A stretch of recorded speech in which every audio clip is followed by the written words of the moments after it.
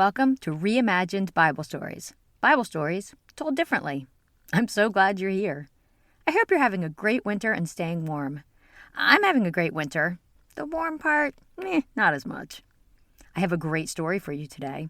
So sit back, relax, kick off your shoes, and for the next few minutes, reimagine this. Hi, my name is Day. That's Hebrew for fish. Nice to meet you. In case you can't tell from my voice, I am a fish.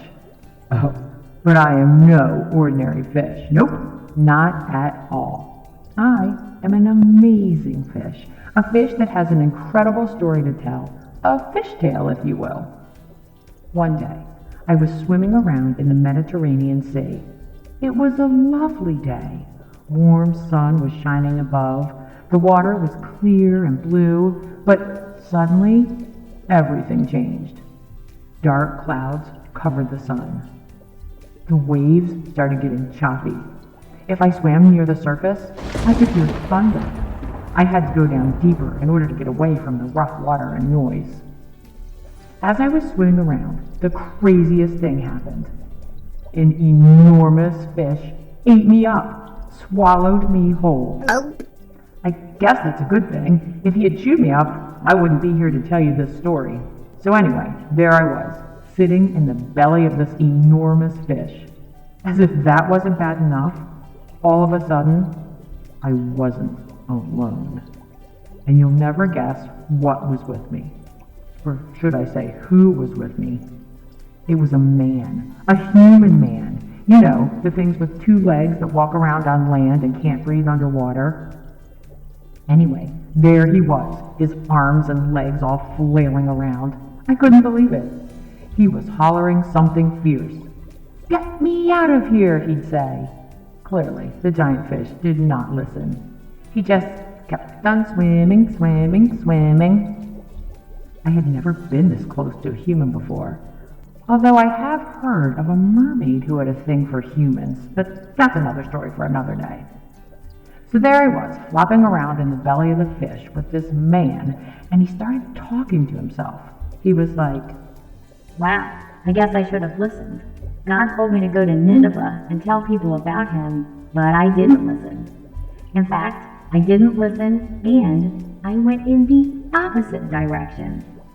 I should have known better. It's not like anyone can hide from God. I guess I thought if I was inside a boat, maybe he wouldn't see me. He saw me." For the next 3 days, that crazy man kept talking to himself and talking to God. He was very sorry for disobeying God. And then, the craziest thing happened. No, I mean crazy. The belly of that fish started shaking, like vibrating and getting all churny-like. And then, as if that wasn't disgusting enough, that giant fish started throwing up. And guess what was in the throw up? Me! Well, me and that guy Jonah. Next thing we know, we're flying through the air and landing in shallow water. I took off and swam back out to sea. But that Jonah guy, he got up and walked to the city of Nineveh and did what God told him to do in the first place. Good choice, my man. Good choice. And when the people of Nineveh heard what Jonah had to say about God being the one true God, they believed him. But here's something you might not know. Before Jonah's visit, the people of Nineveh did not worship the one true God. In fact, they had lots of gods and lots of stories. Old stories.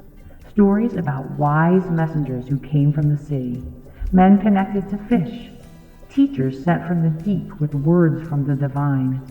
They carved them into their palace walls, and they passed down the stories from family to family through the generations. So when Jonah came walking into their city, skin bleached, smelling like the ocean, telling them that he had a message from God after he had been inside a great fish for 3 days, he didn't look quite as ridiculous as you may have thought. They kind of thought he looked familiar, like someone from their old stories, a messenger from the deep. Maybe that's one of the reasons they listened, because God had already been preparing their imagination for a long time before Jonah even got on that boat. Cool, huh? Want to hear something else cool? A lot of times, People call this story Jonah and the whale. But in the Bible, the literal Hebrew word means great fish. And speaking of great fishes, I'm a pretty great fish too. I mean, I did get to meet Jonah, stay alive inside a giant fish for 3 days, and then get vomited back out to sea.